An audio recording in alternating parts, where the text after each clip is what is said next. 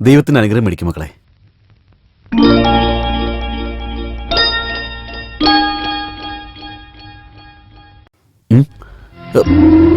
നിങ്ങൾ എന്താ മക്കളെ കാണിക്കുന്നത്? എഴുന്നേക്ക്.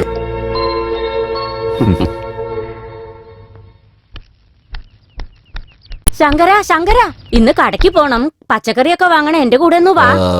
അമ്മേ, ചന്തയിലേക്ക് അമ്മ അപ്പുറത്തെ ഗിരിജയും കൂട്ടി പോയിട്ട് വാ. എനിക്ക് കുറച്ച് അത്യാവശ്യമായിട്ടുള്ള പരിപാടികളുണ്ട്. ഇവൻ സാധാരണ എന്തെങ്കിലും വിശേഷം ഉണ്ടെങ്കിലാണല്ലോ ഈ വസ്ത്രം ധരിക്കാറ്. ഇന്നിപ്പോ എന്തിനായിരിക്കും ഇട്ടത്? പ്രധാനപ്പെട്ട എന്തോ ജോലിയുണ്ടെന്ന് പറയുന്നു. കണ്ണ് വേറടിച്ച് കാണിക്കുന്നു.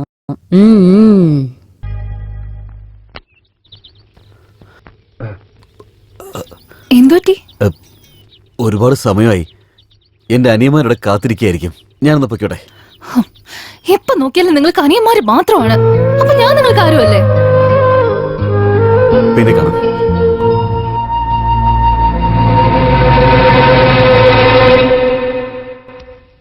ഷൺമുഖ, എന്തുപറ്റി മോനെ? സ്കൂളിൽ പോകാൻ സമയമായില്ലേ? സ്കൂളിലേക്ക് ഒരുപാട് ദൂരം ഉണ്ടെന്ന് പറയുന്നു. അവന് നടന്നു പോകാൻ പറ്റില്ലത്രേ. സൈക്കിൾ വാങ്ങിത്താ, ഇല്ലെങ്കിൽ ഞാൻ പോവില്ല എന്നും പറഞ്ഞ് വാശി പിടിച്ചിരിക്കുക. അത്രയുള്ള കാര്യം.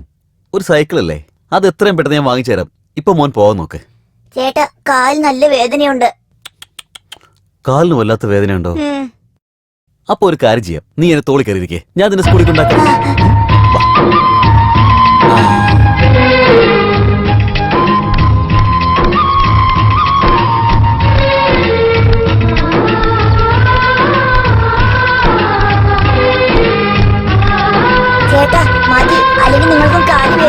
നീ സ്കൂളിലെത്തരട്ടെ, വല്ലാതെ വൈകിയാലേ അധ്യാപകൻ നിന്നെ തല്ലില്ലേ, അപ്പൊ നിനക്കും വേദനിക്കില്ലേ?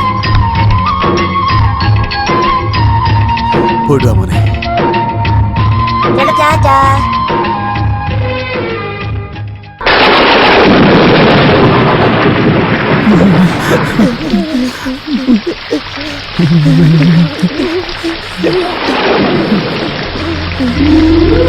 മഴക്കാല വരാൻ പോകുന്ന, ഓടൊക്കെ ഒന്ന് മാറ്റെന്ന് പറഞ്ഞിട്ട് നീ കേട്ടോ? അന്ന് കേക്കാഞ്ഞിട്ടല്ലേ. ഇപ്പൊ നോക്ക്, ഈ മഴയില് ഈ കുട്ടികളെ എങ്ങനെയാ സ്വസ്ഥമായിട്ട് കിടന്നുറങ്ങുക? പുറത്തു പോയിട്ട് എന്തെങ്കിലും വാങ്ങിയിട്ട് വരാന്ന് വെച്ചാ ഒരു കൊട പോലും ഇല്ല.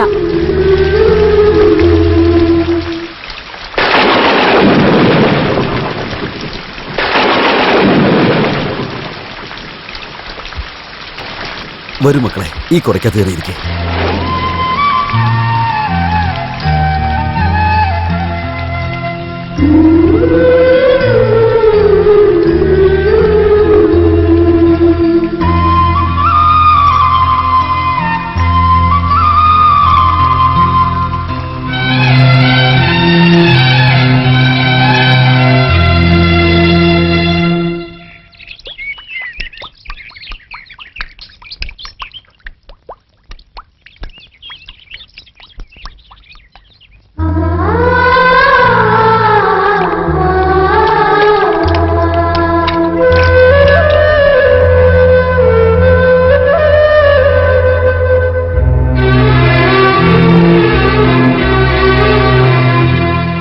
ഈ ഗ്രാമത്തിലുള്ള കുന്നത്തോ ഗ്രാമത്തിൽ ചേർന്ന ശ്രീ ശങ്കരനും ഇതേ ഗ്രാമത്തിലുള്ള ദേവരായന്റെ സഹോദരി സൗഭാഗ്യവതി വിനീതയ്ക്കും രണ്ട് കുടുംബങ്ങളും തീരുമാനിച്ചെടുത്തിരിക്കുന്ന കാര്യം കൊണ്ട് ഇപ്പോ നിശ്ചയാർത്ഥം നടത്താൻ പോവുകയാണ്.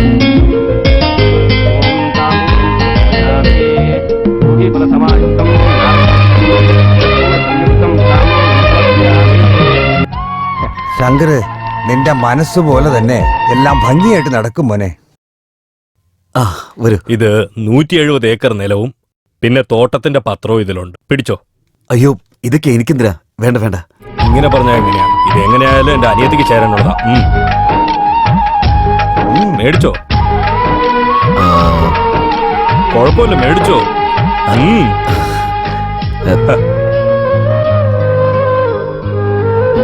അതെ, കല്യാണം കഴിഞ്ഞ എങ്ങോട്ടേക്കാ കൊണ്ടുപോവാ? എവിടെ പോകാനാ നിന്റെ ആഗ്രഹം? ഊട്ടിയിലേക്ക് പോയാലോ? ഊട്ടിയിൽ എന്താ ഉള്ളത്? അവിടെ ക്ലൈമറ്റ് അടിപൊളിയായിരിക്കും. നീ ഒന്ന് മൂളിയാ മതി, ആ ക്ലൈമറ്റ് ഞാൻ ഇവിടെ കൊണ്ടുവരാം. തമാശ കളിക്കല്ലേ, എന്നെ കൊണ്ടുപോവാന്ന് പറ. കൊണ്ടുപോകാം. ചേട്ടാ, എനിക്ക് മൂത്രമൊഴിക്കാൻ മുട്ടിട്ട് വയ്യ. എവിടേക്കാണ് പോണ്ടത് പറയോ? നോക്ക്, പുറകിലേക്ക് പോ, അവിടെ ടോയ്ലറ്റ് ഉണ്ട്. എവിടെയെന്നറിയില്ല, നിങ്ങളൊന്ന് കൂടെ വരുമോ? നീ തന്നെ പുറകിലേക്ക് പോയി നോക്ക്, ആ പറഞ്ഞോളൂ. ചേട്ടാ, എന്നെ നിങ്ങൾ തന്നെ ഒന്ന് കൊണ്ടുപോകുവോ? ഞാൻ കൊണ്ടുപോയിട്ടരാം. വാ മോനെ, വാ.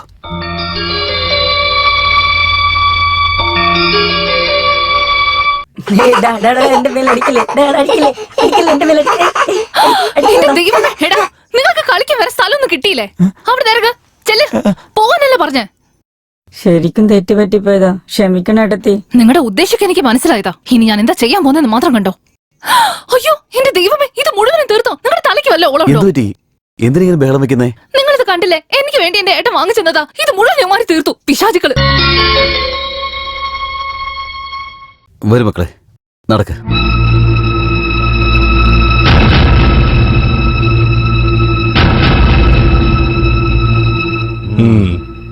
എന്താ മോളെ, ശങ്കരനാനിയന്മാരുടെ കുറുമ്പ് കൂടിപ്പോയോ?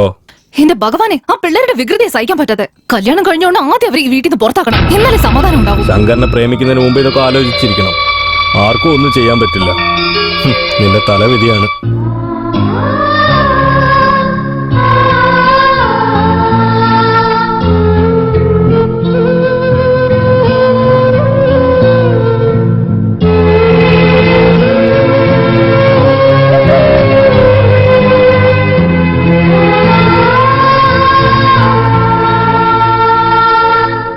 നീ എന്താ പറയുന്നത്?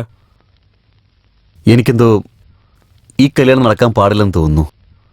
നിശ്ചയദാർത്ഥം കഴിഞ്ഞത് നാട് മൊത്തം അറിഞ്ഞു. ഇപ്പൊ കല്യാണം വേണ്ടെന്ന് പറഞ്ഞാൽ എങ്ങനെ? അത് മാത്രമല്ല, എന്റെ അനിയത്തിക്ക് എന്താ കുറവ്? എന്റെ ഭാര്യയായിട്ട് വരുന്ന പെണ്ണ് എന്റെ കുടുംബത്തെ കണ്ണിലെ കൃഷ്ണമണി പോലെ നോക്കുമെന്നാണ് ഞാൻ കരുതിയിരുന്നത്. പക്ഷേ കല്യാണത്തിന് മുമ്പ് തന്നെ ഇവള് എന്റെ അനിയന്മാരെ പുറത്താക്കാനാണ് ശ്രമിക്കുന്നത്. നിങ്ങൾ എന്നെ പറ, അതൊരു ശരിയായ കാര്യമാണോ? അതിലെന്താ തെറ്റ്? കല്യാണം ആവുന്ന പെണ്ണ് ഹസ്ബൻഡിന്റെ കൂടെ ഹാപ്പി ആയിട്ടിരിക്കണമെന്ന് ആഗ്രഹിക്കും. അതാ അവളും ചെയ്തത്. നിന്റെ അനിയന്മാരെ പുറത്താക്കൂന്നല്ലേ പറഞ്ഞേ, നടുറോട്ടി നിർത്തുന്നൊന്നും പറഞ്ഞില്ലല്ലോ. അതും അവൾ ചെയ്യില്ലെന്ന് എന്താ ഉറപ്പ്? ഞാൻ നിനക്ക് വേണ്ടി എന്തൊക്കെ ചെയ്തിട്ടുണ്ട്. വീടും സ്ഥലവും എല്ലാം ഞാൻ തന്നിട്ടുണ്ട്. ഇനിയും എന്തു വേണോ ചോദിക്ക്, ഞാൻ തരാം. നിങ്ങൾ തരുന്ന സ്വത്തൊക്കെ ആർക്കാ വേണ്ടത്? ഈ ലോകത്തില് എന്റെ അനിയന്മാരാണ് എനിക്ക് ഏറ്റവും വലുത്. അവരാണ് എന്റെ സ്വത്ത്.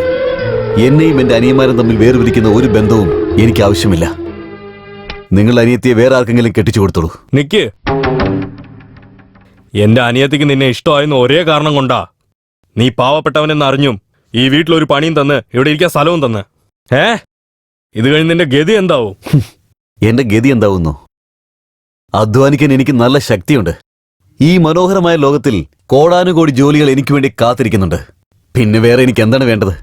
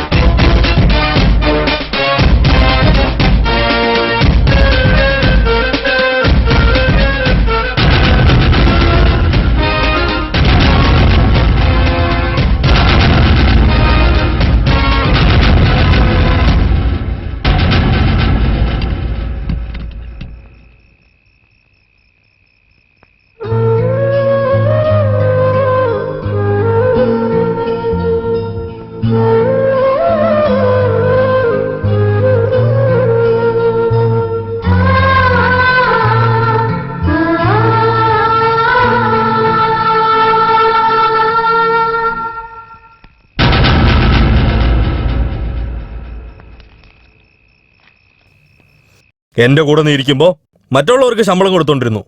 പക്ഷെ ഇപ്പോ കൂട്ടത്തിലൊരാളായിട്ട് കൂലി ജോലി ചെയ്ത് കൈകെട്ടി നിൽക്കുവാ അല്ലേ? ഹേയ്, നിന്റെ അനിയന്മാർക്ക് വേണ്ടിയാ എന്റെ അനിയത്തിയെ പൊക്കി എറിഞ്ഞിട്ട് പോയെ. ഞാനും നോക്കുവാടാ നിങ്ങളെല്ലാരും എത്ര ദിവസം ഒന്നായിട്ടിരിക്കുമെന്ന്. ഇങ്ങോട്ട് നോക്ക്, നാളെ നിന്റെ അനിയന്മാർക്കൊക്കെ കല്യാണം കഴിഞ്ഞു കഴിഞ്ഞാ നിന്റെ കൂടെ ഉണ്ടാവും നീ വിചാരിച്ചോണ്ടിരിക്കുവാ? ഡാ പോടാ, ഞാനൊന്ന് പറയാം കേട്ടോ. ഒരു ദിവസം നിന്റെ അനിയന്മാരെല്ലാം നടുറോട്ടി നിന്നെ ഇട്ടിട്ട് പോകും കേട്ടോ. അപ്പോ എന്റെ അനിയത്തി ചെയ്തത് ശരിയാണെന്ന് ഓർത്തോർത്ത് നീ ഉരുകുവേടാ. അതൊരിക്കലും നടക്കാൻ പോകുന്നില്ല. തീർച്ചയായിട്ടും നടക്കും. അങ്ങനെയൊക്കെ ഞാൻ നിന്നെ വെല്ലുവിളിക്കുകയാണ്. ഞങ്ങൾ ഒന്നിച്ച് ജീവിക്കുന്നത് നീ കണ്ടിരിക്കും.